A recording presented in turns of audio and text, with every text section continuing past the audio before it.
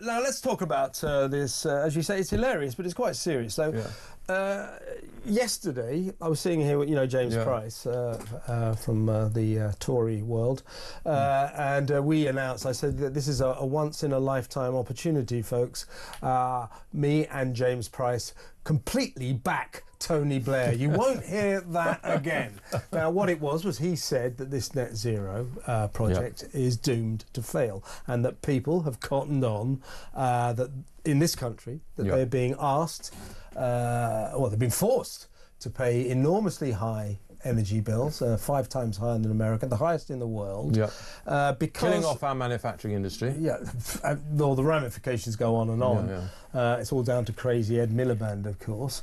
And what Tony Blair said, the reason that this will fail, I'm paraphrasing him here, is that people know that we in this country produce less than 1% of the world's pollution, less than 1% of carbon emissions. Just to give you an idea, the biggest producer is China, 28%.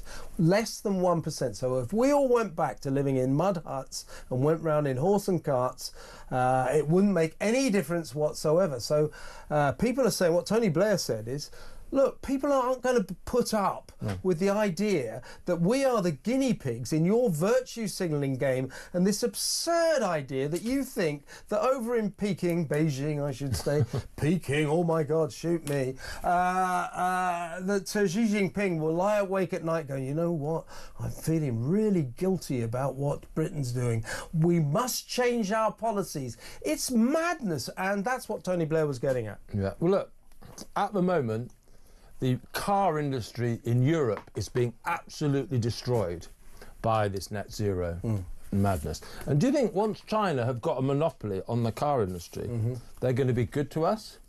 Of course they're not. It's your incredibly important point. We're not just, making no difference to global warming. We're not only putting up the costs of our energy prices so that pensioners can't afford even to heat their homes, we are enriching and empowering a totalitarian state on the other side of the world that has not got our interests at heart, has the opposite of our interests at heart. So I think one thing you can say about Tony Blair, I'm with you, generally, Kev, he's not an ally, but I think he's beginning to understand this rise of China. They are our ideological enemy as a country, and we are making them richer and more technologically sophisticated. A lot of these pylons, these wind turbines that Ed Miliband is building all across the world, they're made in China. And they're often mined by... No, they're made using power from coal-fueled power stations.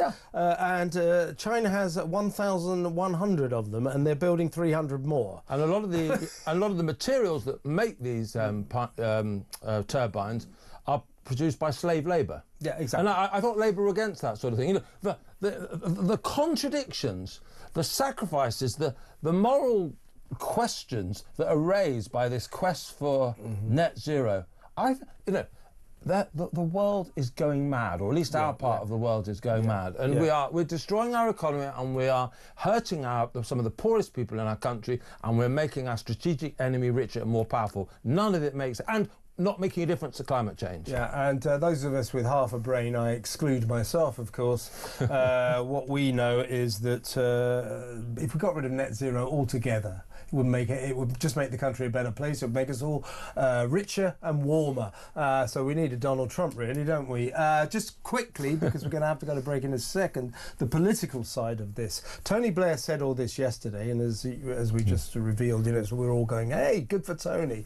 Because I don't agree with him politically, but he's an intelligent guy, and he knows you have to keep your feet on the ground. You can't be madly ideological like Ed Miliband is. So he made this intervention yesterday, and we thought, oh my God, this is... There were even suggestions he might have done it in conjunction with Keir Starmer as a kind of manoeuvre to put Miliband under pressure, but I'm not sure about that. Odd thing to do 2 days before crucial elections. But anyway, a quick comment from you on the fact that Tony Blair issued a statement today, kind of ostensibly railing back. Oh, no, I'm still absolutely with the project 2050, net zero, absolutely. That was 10 minutes before Prime Minister's question time when Keir Starmer had to go into the House of Commons. There has been a lot of panic in Labour towers, hasn't there? Has anyone seen Tony Blair since he issued that statement? You know, I kind of imagine him, you know, we need to see him with a newspaper held up with the current date on, you know, as Keir Starmer taking him hostage. Number 10 would have been furious at that stage, and I imagine a lot of pressure was put on him in the last 24 hours. I believe what he said first, not what he said today. I agree with you. I think Tony Blair still believes that, and what he thinks he was doing, and I agree with him,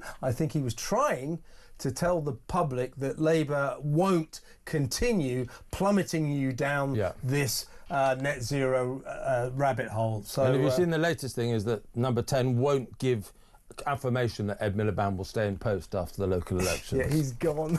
Well, we can hope. Let's not count our chickens quite yet, but we can hope. We can hope.